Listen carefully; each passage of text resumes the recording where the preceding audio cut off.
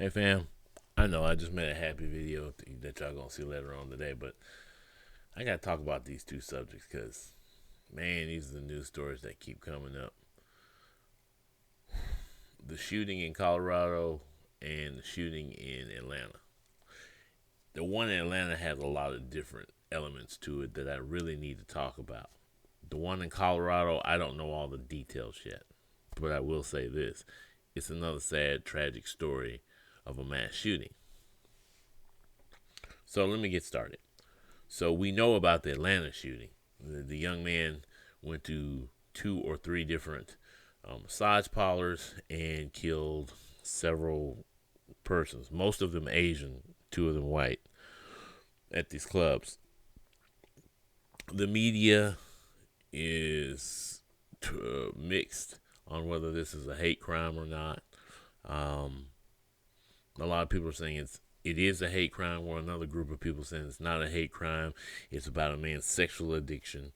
One person compared it to the shooting at the nightclub in Florida, and they kind of got that information wrong because in their version, that guy was a terrorist who attacked 50 people in the nightclub. Well, he was what he did was terrorist act, but he actually was a gay person with some mental issues about his homosexuality.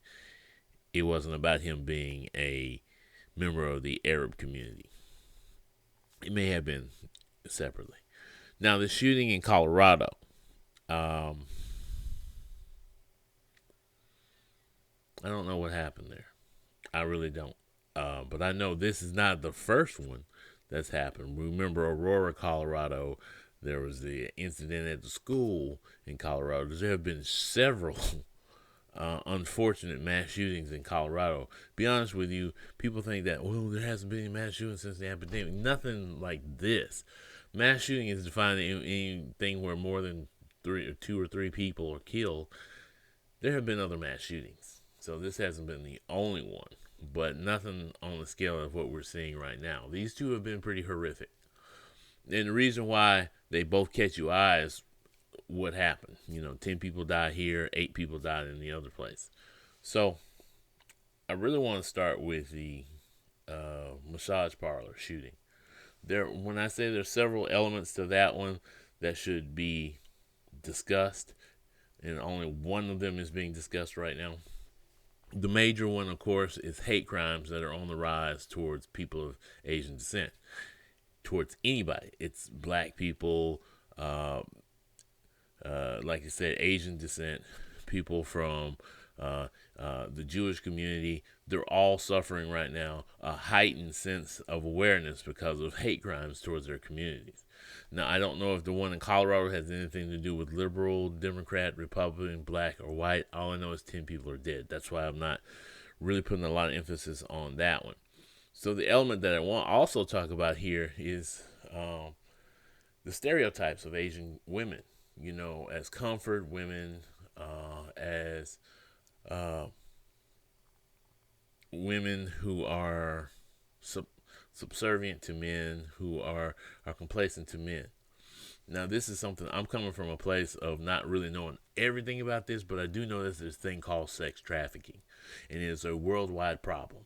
Black and brown women are usually the highest number of victims, but white women are also a victim of this crime. Sex trafficking around the world is ridiculous. I mean, the level to which it is going on. Human trafficking of human beings for the industry of sexuality. And what's wrong with it that's so devastatingly bad is that these are men who are going into these places who have money to spend on pleasuring themselves with a woman that may have no control over her situation.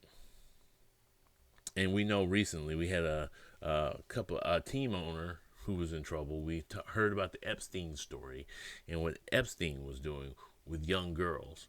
We've heard all these horror stories, and the worst part about it is to find out that people that we consider world leaders have been involved in such things.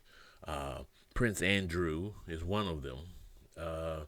Possibly Trump, possibly Clinton, among others, and some other prime ministers and people like that. But then we get to these massage parlors, which are all across America.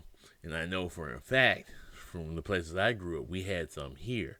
And I've watched as these places are raided by the police for sex trafficking and then are opened up several days later again in the same place doing the exact same thing. We're not talking about that, how these women are being exploited. There's a side of the liberal sect that says, let's make this legal. Well, women are exploited sexually in several different ways, even in things that are legal now, pornography, strip clubs. Women are exploited. We should hold our women to a higher degree of respect than we do in our society, but we don't.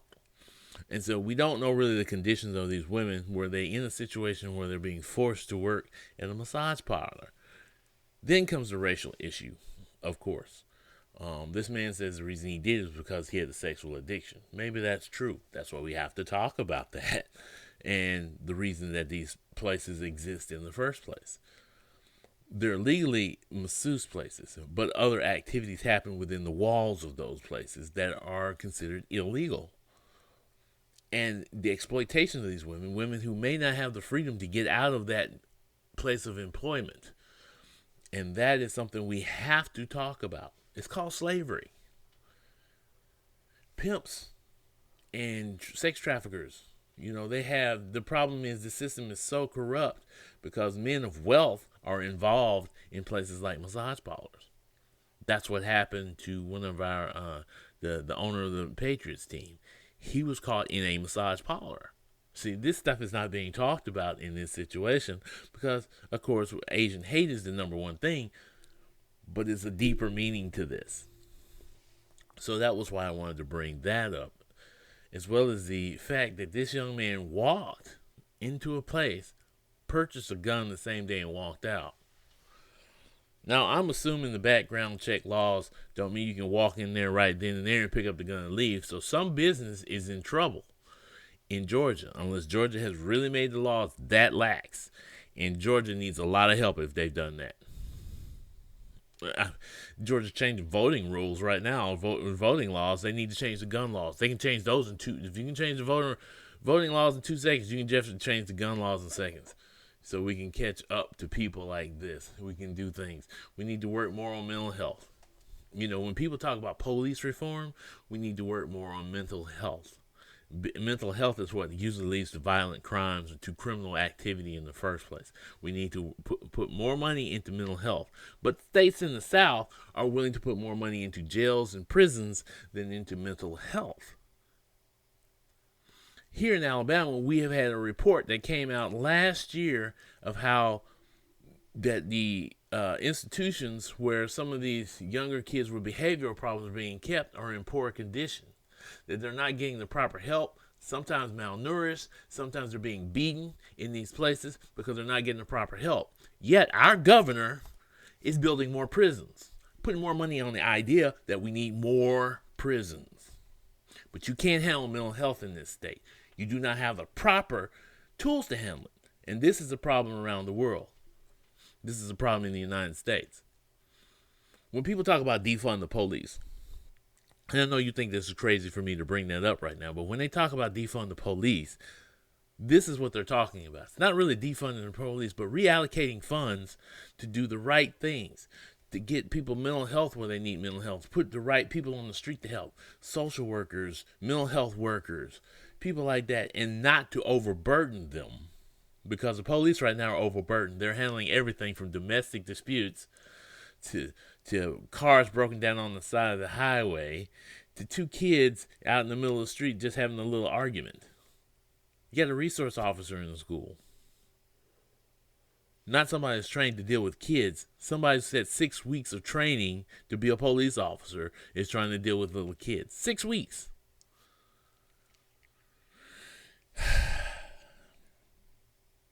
So there's a lot of things here.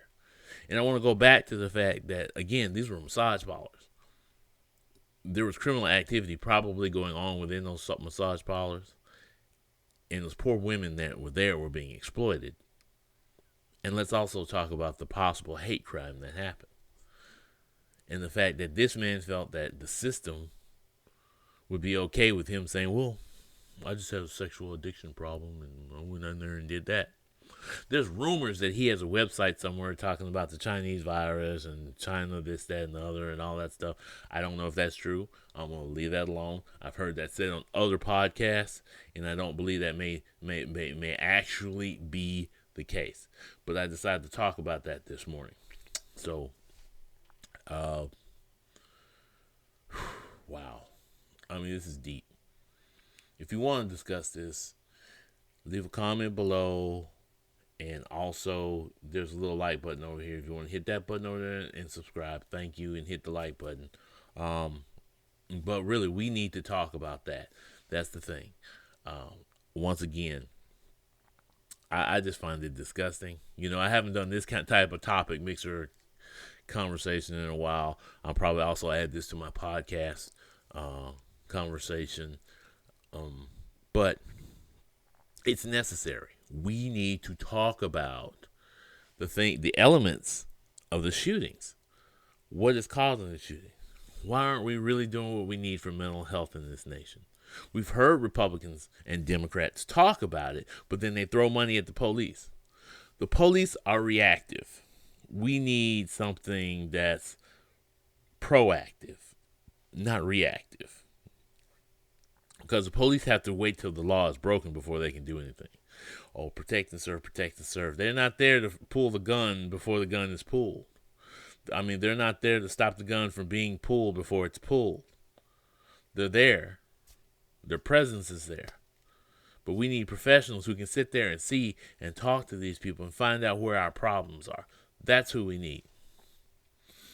Shout out to all the people this morning, the families. My prayers go to you, and sorry about your loved ones. I stand in support of you. Another issue I want to talk about is this. A lot of black people are saying this. Well, the Asian community ain't never supported me, so why should I support them now? It is harder to stand alone than to stand together. And the world would rather you stand alone than stand together. Any hate of any kind, not one black man nor one black woman in this country should stand back and say, I ain't going to do nothing about it. Sure, there's some issues with the Asian community and how they've supported Black Lives Matter. But some of them have already. They've been supporting it from the get-go. Whatever you do, stand against hate. Whatever you do, stand against hate. Don't worry about anything else. Stand against hate. Black Lives Matter, Asian Lives Matter, White Lives Matter. Everybody's life matters. It's like, oh, you can't say that. Oh, yes, I can. I'm not doing the all lives matter thing because then people really don't really mean what they say. I mean what I say. Your life matters. If I'm pointing at the screen, that means your life matters. If you're watching this video right now, your life matters. God created you. He said he knew you since he created the universe. He's known you. So that means you are important. There are people right now making videos talking about the Asian community and how they haven't supported the black people. There are people making videos right now about black people and them not supporting the Asian community. Let's stop that right now. If anything today, let's support each other. Let's stop hate against black and brown people around the world.